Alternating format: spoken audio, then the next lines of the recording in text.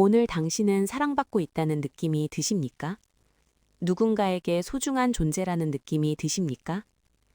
아니면 오늘도 혼자인 것 같고 아무도 나를 알아주지 않는 것 같고 내가 있어도 그만 없어도 그만인 것 같은 느낌이 드십니까? 사람에게 받는 사랑은 불완전합니다. 조건이 붙기도 하고 변하기도 하고 어느 날 갑자기 사라지기도 합니다. 그래서 우리는 늘 사랑에 목마릅니다. 충분히 사랑받고 있는데도 불안하고 더 사랑받고 싶은 마음이 채워지지 않습니다. 오늘 이 영상은 바로 그런 당신을 위한 것입니다. 사랑받고 싶은데 사랑받지 못하는 것 같은 분, 하나님의 사랑을 머리로는 알지만 마음으로 느끼지 못하시는 분, 오늘 이 자리에서 하나님의 사랑을 새롭게 경험하시기 바랍니다. 먼저 하나님의 사랑이 얼마나 큰지 이야기해 보겠습니다. 성경에서 하나님의 사랑을 가장 잘 표현한 구절이 있습니다. 너무나 유명해서 외우고 계신 분들도 많을 것입니다. 요한복음 3장 16절입니다. 하나님이 세상을 이처럼 사랑하사 독생자를 주셨으니 이는 그를 믿는 자마다 멸망하지 않고 영생을 얻게 하려 하심이라. 이 말씀을 천천히 다시 읽어보십시오. 하나님이 세상을 이처럼 사랑하사 라고 했습니다. 이처럼. 이 단어가 중요합니다. 어느 정도로 사랑하셨습니까? 독생자를 주실 만큼 사랑하셨습니다. 하나님에게 가장 소중한 것, 하나뿐인 아들을 내어주실 만큼 사랑하셨습니다. 이것이 하나님의 사랑의 크기입니다. 우리는 종종 하나님의 사랑을 머리로만 알고 있습니다. 하나님이 나를 사랑하신다는 것을 알기는 아는데 그것이 마음으로 느껴지지 않을 때가 있습니다. 오늘 이 시간 그 사랑을 새롭게 마음으로 받아들이시기 바랍니다. 이제 하나님의 사람이 얼마나 변함없는지 이야기해 보겠습니다. 우리가 하나님의 사랑을 느끼기 어려운 이유 중 하나는 사람의 사랑을 기준으로 생각하기 때문입니다. 사람의 사랑은 조건이 붙습니다. 잘해야 사랑받고, 예뻐야 사랑받고, 능력이 있어야 사랑받습니다. 그래서 우리는 하나님의 사랑도 비슷할 것이라고 생각합니다. 내가 잘해야, 죄를 안 지어야, 기도를 열심히 해야 하나님이 나를 사랑하실 것이라고 생각합니다. 하지만 성경은 전혀 다르게 말합니다. 로마서 8장 8절입니다. 우리가 아직 죄인 되었을 때에 그리스도께서 우리를 위하여 죽으심으로 하나님께서 우리에 대한 자기의 사랑을 확증하셨느니라. 우리가 아직 죄인이었을 때입니다. 가장 못난 모습일 때, 가장 부족한 모습일 때 하나님은 이미 우리를 사랑하셨습니다. 하나님의 사랑은 우리의 상태에 달려있지 않습니다. 예레미야 31장 3절입니다. 옛적에 여호와께서 나에게 나타나사 내가 영원한 사랑으로 너를 사랑하기에 인자함으로 너를 이끌었다 하였노라. 영원한 사랑이라고 하십니다. 시작도 없고 끝도 없는 사랑입니다. 어제도 오늘도 내일도 변하지 않는 사랑입니다. 당신이 잘할 때도 못할 때도 넘어질 때도 하나님의 사랑은 변하지 않습니다. 이제 하나님의 사랑이 얼마나 세밀하고 구체적인지 이야기해 보겠습니다. 하나님의 사랑은 막연한 사랑이 아닙니다. 아주 세밀하고 구체적인 사랑입니다. 마태복음 10장 30절입니다. 너희에게는 머리털까지 다 세신 바 되었나니 머리카락까지 세신다고 하십니다. 하나님은 당신의 머리카락 숫자를 알고 계십니다. 이것이 무슨 뜻입니까? 하나님은 당신의 모든 것을 알고 계신다는 것입니다. 당신의 아픔도, 당신의 기쁨도, 당신의 눈물도, 당신의 웃음도 모두 알고 계십니다.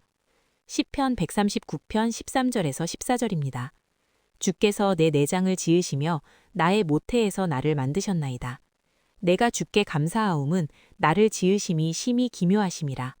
주께서 하시는 일이 기이함을 내 영혼이 잘 아나이다. 하나님이 당신을 직접 만드셨습니다. 우연히 태어난 것이 아닙니다.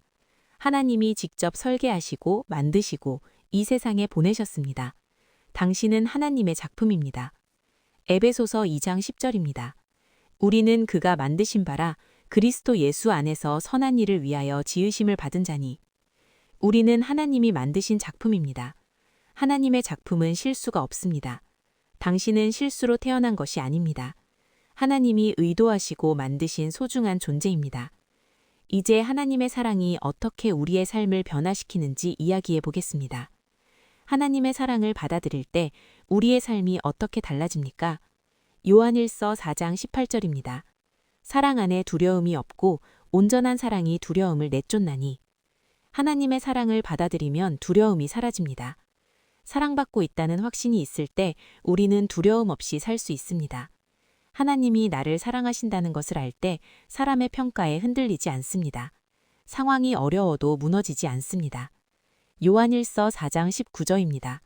우리가 사랑함은 그가 먼저 우리를 사랑하셨음이라. 하나님이 먼저 사랑하셨습니다. 우리가 하나님을 사랑하기 전에, 우리가 하나님을 알기 전에 하나님이 먼저 우리를 사랑하셨습니다. 이 사랑을 받아들일 때 우리도 다른 사람을 사랑할 수 있습니다. 이제 하나님의 사랑을 매일 경험하는 방법을 나누어 보겠습니다.